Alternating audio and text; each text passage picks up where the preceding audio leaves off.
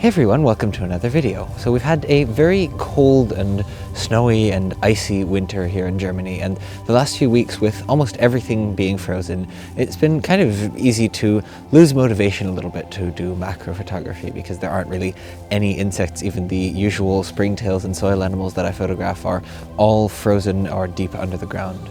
But one thing that I would have wanted to do for a really long time is to do a little bit more abstract photography, abstract macro photos of structures in snow and ice and frost crystals. So I've come out here today to a really lovely marshy area by a lake, and I'm just going to try and experiment a little bit and have some fun with more abstract photography. I've got the OM1 Mark II with me on loan from OM System, and I'm looking forward to seeing what I can do with this camera, and I think that it is quite well suited to this type of photography because it's rugged and still fairly easy to handle even in gloves. And of course with the 90mm macro lens, I can get really close up to some of these really interesting ice structures. So yeah, let's go and see what I can find.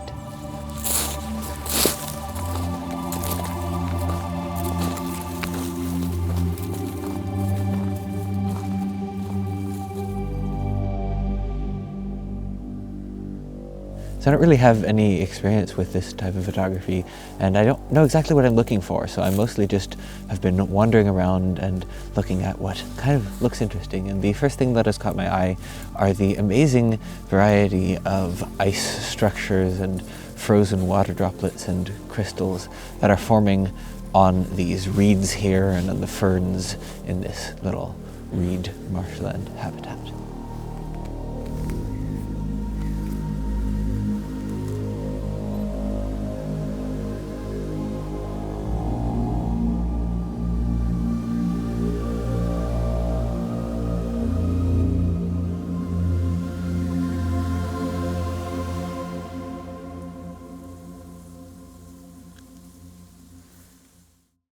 As I make my way through the reeds to reach the surface of the frozen lake, I've got a quick message for you from OM System, who are the sponsors of this video. And OM System have a spring cashback action, which has already started once this video is coming out and is running through until April. And this program allows you to get quite a bit of money back when purchasing certain OM System equipment. For example, if you buy the OM1 Mark II and 90mm macro lens, which I'm using in this video, you can get 500 euros back. And the same goes for lots of other equipment from OM System. As well as this, OM System also have a program which allows you to test any of their equipment that you would like for up to 5 days free of charge. And this is a really cool program for anyone who is not quite certain about their equipment decisions yet, or just wants to give a different system a try. If you'd like to know more about either of these programs, there are links with all of the details in the description of this video. And yeah, thank you to OM System for the support, and let's get back outside into the cold to continue taking photos. So now I've made it out of the reed belt and through to the surface of the ice of this small lake, and I've reached one of the things that I really wanted to show you, which is if you just look all along the edge of the reeds here on the ice, it is completely full of animal footprints in the snow and ice. And this is generally one of my favorite things to see at this time of year. I was already out at this exact spot earlier today with a couple of friends to scout the area, and there's a few prints here that I would really like to show you. I really don't know much about animal prints, but this long stretch of quite large footprints with long fingers along the edge of the reeds is the most distinctive, and my best guess is that it would be from a beaver, but I'm really not sure, so let me know if you have a better idea.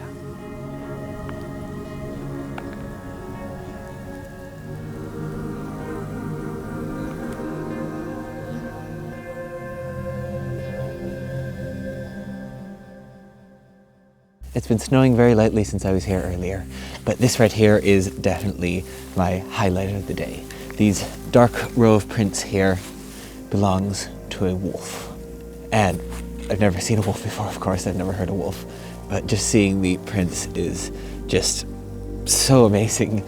And these are particularly deep and well-defined prints here. They must have been made while it was a little bit warmer, the ice was soft, and the wolf was able to imprint quite deeply into the snow or ice.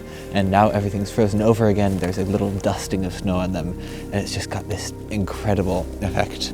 And if I put my hand next to one of these prints, you can see just how massive it is. So, this is so cool.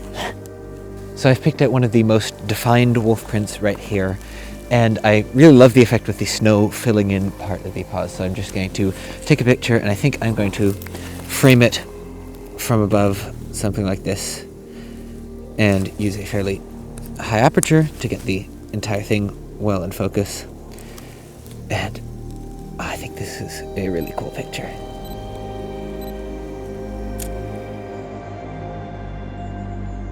While I do really like this image, I think my personal favorite is this other one I took of the same exact print and edited in black and white. But I really like both, and I'm not really sure. So here's a side-by-side, and please do let me know which of the two is your favorite.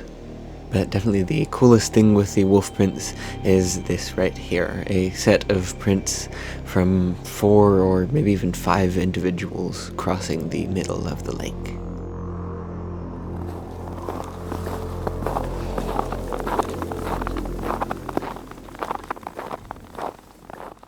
I don't really know how to continue after the wolf prints. I'm just so incredibly excited about those myself. But one thing that is really fun is the structures in the ice itself. Just looking closely at a patch of ice like this, I've cleared some of the fresh snow, and you can see so many different layers of air bubbles and things, and the depth here is really cool. So I would like to just experiment a little bit with single shots and get using the depth of field to put emphasis on different parts of the ice, and see if I can come up with any interesting abstract compositions here.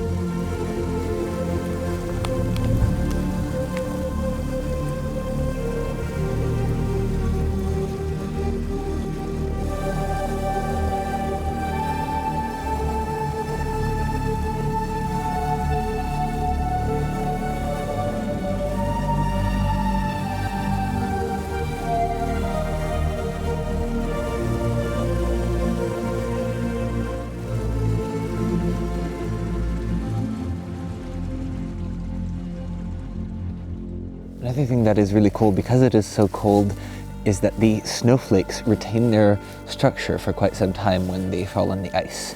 And if you find a dark spot like this, I'm able to really get quite close up and get really detailed images of the snowflakes here.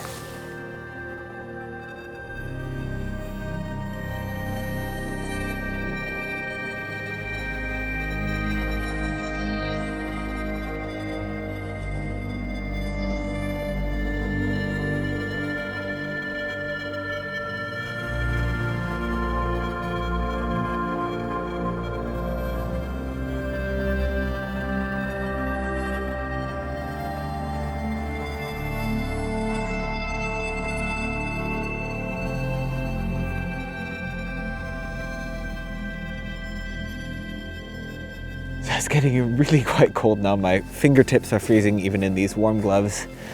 And I just heard a wild boar grunting in the reeds behind me. So I think I'm going to make my way back to the house before it starts to get dark. But I'm really happy with some of the photos I was able to get.